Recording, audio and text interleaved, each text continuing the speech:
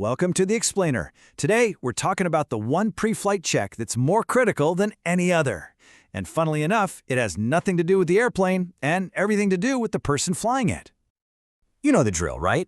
You do the walk around, you check the fuel, the control surfaces, all of it. But what about the most complex and honestly most unpredictable system on the entire aircraft? That's right. The biggest go/no-go decision you'll ever make has nothing to do with a storm rolling in or some mechanical gremlin. It's that honest, hard look in the mirror you have to take before every single flight. And to help answer that question, am I actually okay to fly today? There's a really simple but powerful tool. Okay, let's get into it. The tool is an acronym, and you've probably heard of it. IMSAFE. It's basically a personal checklist, your final line of defense against, well, yourself. It's so simple, which really makes you wonder, why is it the one checklist that pilots are most likely to skip? Illness, medication, stress, alcohol, fatigue, and emotion. Just 6 letters. But behind every single one, there's this little voice, right? A psychological pressure, the need to get home, or that feeling of, it's not that bad. That's the voice that can talk a perfectly good pilot into making a really bad call. So let's break these down, one by one. First up is I for illness. And this is where it gets tricky, right away. We're not talking about being stuck in bed with a 102-degree fever. We're talking about the common cold, a nagging headache, maybe some allergies you'd normally just power through on the ground. The safest rule here is really, really simple.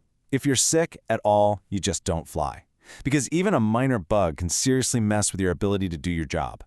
Next is M for medication, and this is for everything, prescription stuff and the over-the-counter pills you can grab anywhere. I mean, just look at this list of side effects. Impaired judgment, loss of coordination, decreased alertness. A simple allergy pill could do that. This isn't just a warning label. It's a list of abilities you absolutely cannot afford to lose when you're in the air. And that leads us right to S for stress. This quote is so important because we're not just talking about some huge life trauma.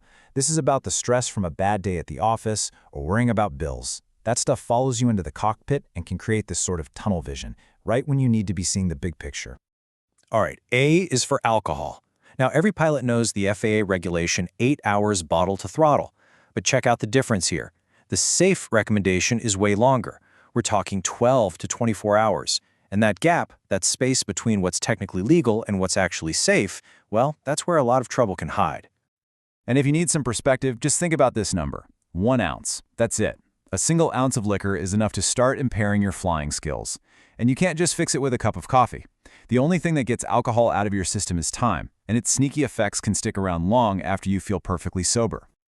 Okay, next up is F for fatigue. And it's so important to know there are 2 different kinds. Acute fatigue, that's just normal tiredness after a long day. A good night's sleep usually fixes it. But chronic fatigue, that's a whole different beast. It's that deep, bone-tired feeling that just won't go away, and it absolutely destroys your ability to make good decisions. It's a huge factor in that dangerous get-there-itis mindset. And finally, E for emotion. This is a lot like stress, but man, it can be really dangerous. When you're dealing with something upsetting, an argument, bad news, it doesn't just distract you. It can actually change how you behave, making you less alert and, get this, more likely to take stupid risks. So why are all these internal things so incredibly important? Because a problem that seems totally manageable on the ground can become a full-blown emergency in the air. There's no pulling over to the shoulder when you're at 5,000 feet. This chart here shows you exactly what I mean. Here you are, baseline performance on a good day, 100%. Now look what happens when you just add a little bit of stress from work or you're fighting off a cold. Your performance takes a nosedive. Pushing through it isn't being tough, it's choosing to fly while you're impaired. And this is where it all comes together. This is how good, smart, experienced pilots end up in trouble. They fail to be honest with themselves about their own fitness, and it starts a chain reaction that can end in disaster. Let's walk through how one small failure on the IMSAFE checklist can snowball into something much, much worse. It starts before the flight. The pilot's distracted by work, so boom, they've already failed the S for stress. On takeoff, because their head's not fully in the game, they miss a tiny change in the engine sound. In the air, that stress comes out as risk-taking. They start creeping closer to some nasty weather. By the time they're coming into land, their judgment is so clouded, they end up flying a completely unstable approach. See how it all connects? One thing leads to the next. And all of this brings us back to the most important point. At the end of the day, safety doesn't start with the maintenance logs or the weather briefing. It starts and ends with the pilot. So, after everything we've talked about, all the rules, all the subtle dangers, who is the one person that's on the hook for knowing if their allergy meds are okay, for knowing if they're too stressed, for making that final go/no-go call?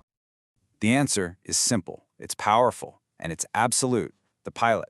Not your doctor, not the FAA, nobody else. You. The final authority and the total responsibility sits in that seat. So here's the bottom line. The checklist itself?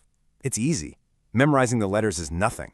Answering it honestly, especially when you feel that pressure to just get going, that can be one of the hardest things a pilot ever has to do. So next time you're getting ready to fly, after you've checked the plane, ask yourself the most important question of all. Are you truly fit to fly?